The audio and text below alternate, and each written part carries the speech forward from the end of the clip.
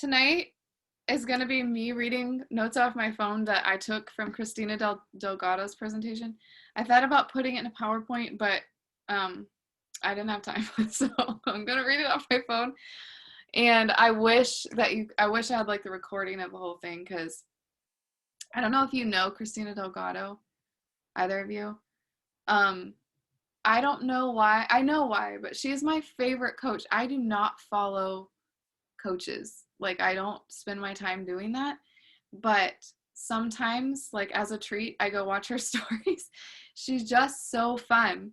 And I think that's what has like always attracted me is because she crushes her business. She's been doing it for, I don't know, 10 or 11 years and been elite almost all those years. She's like a millionaire, but she just lives her life. Like, she clearly gets all that done, but she just like has so much fun. And I'm so attracted to that. Like, I want that in my life. Anyways, that's just my little thing for her. But so I was so excited to get to actually have her like share and do a presentation, which I hadn't actually heard, besides the wake up calls, which I feel like are different. So she dropped so many truth bombs. And obviously, this was directed to business builders since it was that kind of retreat. But I'm still going to read it because I think it's still so good, like, to mull around and think about, no matter what your goals are. Okay. Okay, but first, where we give our attention, before she started anything, she talked about like your attitude and your mindset, which are like kind of the same thing. Where we give our attention, we are giving it power. And so, I think we could just easily apply that. But if we're focusing on the negative stuff, we're giving the negative stuff power. If we're focusing on the places that we're failing, we're just giving that more power to keep failing. And like, it is hard to be perfect with that all the time, but I can attest to that being very, there we go, very true in the times when, okay, even this month, let's say this month, or with Success Club, that's always a good one. Because I spent so many months, like, and I've shared this before, but like the end of the month, here I am, like, I still need one more person, or I still need 3 more people, or whatever. And instead of believing in that, instead of focusing on I can do this, I focused on there's no way it's possible because there's only 1 day left in the month. And so where you get, I'm going to say that again because Tina and Robert just got here and I missed you guys. Thank you for being here. But where we give our attention, we are giving it power.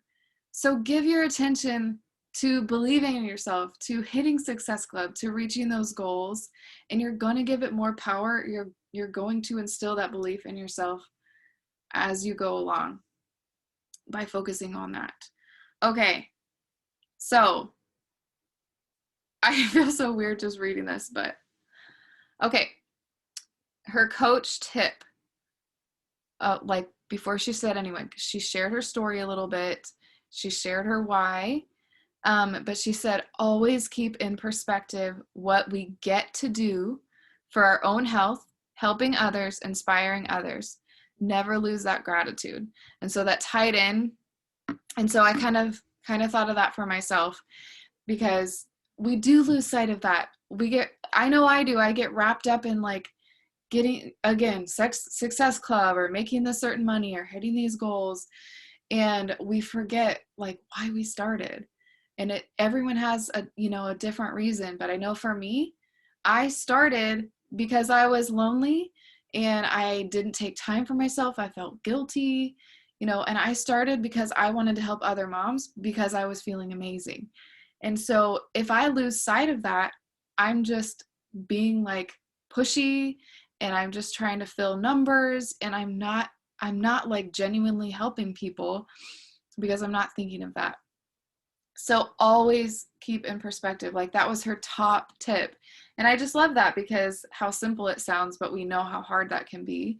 And how many years has she been in this? And that's what she comes back to, is why she started. So always. Okay, so she posed this question And I feel like, I don't know if Jessica might have put this in Dare to Dream, I don't remember. But if you, this is especially for business builders, but you could do it for anybody. If you are already making $2,000 a week in your coaching business, how would you treat your business? And I don't know if you guys want to type some of that in. I might not take the time to do that, but she had people type those things in. And, you know, a lot of the examples were, well, like, I would invite more or I wouldn't be, like, honestly, mine was saying I wouldn't be embarrassed to say this is my job. I still struggle with that, you know, because I'm not making $2,000 a week. So I feel like, well, I'm not worthy enough to say that, you know, this is a job or this is a full-time income, which is not true. That's a lie. But so maybe think about that for yourself, what yours would be if you were already making $2,000 a week in your coaching business. How would you treat your business? And so think of that answer. And then she said, so why aren't you showing up like that right now? And I love that because, again, for some of us, that means like we need to be working more, or we need to, you know, be more coachable, or we need to figure out and tweak something. Oh, thank you for Brianna said I would be less worried about what other people thought of me. Yeah, that was honestly kind of a huge one for me, because even recently on Easter, we met like a new family, and they were like, so do you do anything? And I was like, no, I just stay home. And I was so mad at myself. I was just like, and we got in the car later and I told Alice, I was like, why did I say that? Like, I work like 20 hours a week, you know, I've been doing this for 3 years. And I don't know why I said that, like, because it, you know, people mock MLMs and then turns out, so I asked this girl and she sells makeup and she was so happy to share about it. And I was like, why did I do that? So I need to own that, like, this is my business. And even if it's not making a 6-figure salary yet, like, it's still my job and it's still something that I love to do, right? Emily said, I would be more confident in who I am and what I can offer. Yeah, that's a really good one too. It just, oh, that mindset, it's so hard. So I challenge you to think about that and to show up, whatever your answer is, show up in your business that way. And again, you know, even if you are a hobby coach, it's still your business. You know, it doesn't have to mean that you're working 20 hours a week. It's whatever it is, you are still a coach. Show up how you want to be, not how you are right now. And eventually that will come. So I'm working on that. Believe that you can be successful in this. Show up the way show up that way and the vision will catch up to you. So I basically just said that, but I like how she says everything. So, all right. So she had these were 5 non-negotiables from Christina Delgado. Number 1 goes back to that why. She said, have a strong freaking why. Your why is your armor. She said, helping people is what we do. It's not our why. And I have never heard anyone say that, like, just like that, because for some of us, we might think that is our why, but apparently that's not going to carry us through when the going gets tough. Just helping people. It can be part of your why, like that was part of my why when I first started. I wanted to help other moms. But why? What was the deeper part of that? Because I felt so good, because it helped me, right? It taught me to be more confident in all those different things. And I wanted to live that and pay that forward. So I think it is still deeper. So we help people, yes, but your why needs to be different than that. Number 2, we might end up being done fast because I'm just going to read these. She said so many more good things in this, but okay. Number 2 is your mindset. And I know that we hear this all the time. I know that I knew this 3 years ago, but until you really figure out how to make that switch, and it doesn't mean even still that it's going to be perfect all the time, but until you make that switch, your mindset is going to hold you back, and it is going to bring you down, and you are going to struggle more, because I did. And I couldn't figure out like what was wrong, what was I doing wrong, and I didn't believe in myself. I did not believe in myself. It was kind of amazing, like the things that I was able to get done without having that mindset. So mindset controls everything. She said, accept that it's going, accept, like ACCEPT, accept that it's going to be hard. Of course it's going to be hard. Of course coaches are going to cancel. Of course some months I'm going to have to fight for Success Club. But if your mindset is in this, like if you're in it to hit those goals, you're in it for the long run, like you have to find that switch in your mindset to do it and to fight for it no matter what. And I really liked that, because she was not sugarcoating it. And I hope that I never sugarcoat it either, because it is hard. No matter what your goals are, it is hard. It's hard to hit Success Club. And like I had so many months of struggling with that, and even this year, like January was really slow, and you never know. But I'm in this, and I'm willing to fight in those hard months. I'm not going to give up. And so you got to have that mindset, and just embrace that. It will be hard. And if you see somebody else who seems like they're just soaring all the time and it's easy, you don't know how much work and time and maybe just the right kind of focus and belief that they have, that they're putting in to get to that place, whatever it is, the rank or the Success Club or whatever.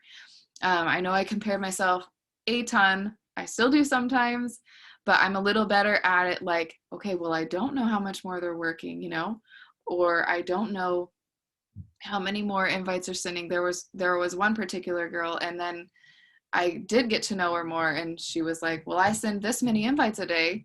So I thought, well, of course she's hitting Success Club, whatever, really high up, because I was doing half of that work, so I was getting about half the points.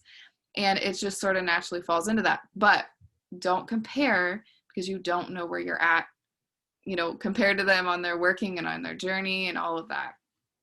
Okay, number 3, you have to learn the business you're in. I really liked this one, because it was another one that I don't hear a lot.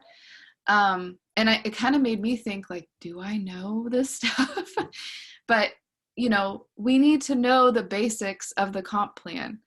We need to be able to share that, and that used to freak me out. So obviously we have videos for that. We do our coach sneak peeks for that.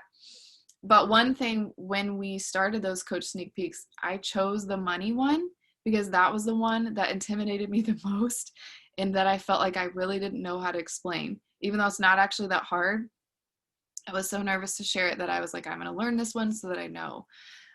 So we need to learn, placement, like how, and a lot of this stuff is basic. So it's really great if you already know it. You need to learn how to use your coach office and how to navigate that and how to find things in that.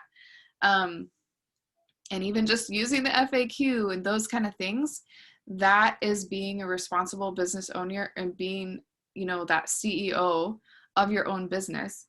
Is like, if you don't know the answer, how can you find it without always asking your coach or asking somebody else, right? Okay. Number 4, I'm going to just read this because it's like, she said, persistent, relentless, being persistent and relentless. You do not stop, but you're incredibly patient with your income. So she was kind of talking about income, obviously, for business builders, because we're talking about 6-figure salary and all of that. But yeah, I feel like I'm in the patient stage. So be persistent, be relentless, but you still have to have that patience, because she explained, and this is part of where, as we rank advance and as we grow, we do need to understand how that comp plan can help us and benefit us in the higher ranks. So she said, hustle so hard to get to 2-star to own your second business center. So if you don't know that yet, and I'm not there yet, but I'm working on it. If you get to 2-star, you get to open a second business center in your name. Like, you get to sign yourself up. I don't know how that works. I don't know if you pay something again or what, but basically, so you can start building that as a whole nother person. And that is when you really start seeing, I think that's when you get the quarterly bonuses and you really start seeing a difference in your pay and in the bonus cycle points and all of that. So even diamond, even 1-star, you're not going to see, if you're a business builder, you're not going to see the income that you're probably wanting. You've got to hustle to 2-star. I'm preaching to myself right now.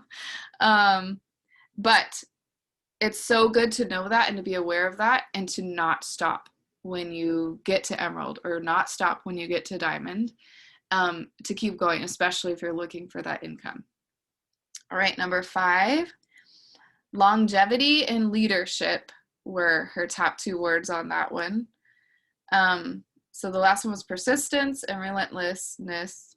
I don't know if it's a word. And then longevity and leadership. And cast a big vision, but understand that it's the tiny steps that get you there. And I know, you guys in our challenge group, we've kind of been talking about that a little bit. It's just the day-to-day things. Where'd she say? Your business and income will be a direct reflection about how much you're willing to grow. And that one can be like a sucker punch. It's okay, well, I'm not where I want to be. But obviously, if we are staying persistent and we are not giving up, it's going to come, right? So it might not look like it today, but as long as we're not giving up, and you have that longevity mindset that you're in this no matter what, you're going to be here next year, even if nobody else is. And then also the leadership, which that word freaked me out for a very long time, but you don't have to overthink leadership. As you're growing, you will help other people grow. You just share what you're doing. It doesn't have to be this big fancy thing. Sorry, I keep saying because I'm trying to think. Yeah, so cast the big vision. I'm going to read that part again because I really like that. But understand that it's the tiny little steps that get you there. So you can't skip your invites. You can't skip your new conversations. And you have to, when people say you have to treat your business like a business, I used to just, well, duh, but what does that really mean? It means, would you take days off all the time? No, you wouldn't have the time off if it was your business and you had to go to the store or whatever. You would do those things. You would have to check off those boxes. And sometimes it feels well, I can just skip that today. It won't be that important. But let me tell you, I don't know why, but the new conversations was my biggest one, kind of my biggest hump to get over, to just get over myself and do it. And it drained me to do this, to just send, hello, nice to meet you, whatever, where are you from? I hated them, and they're still not my favorite, but I realized that they really can't be skipped.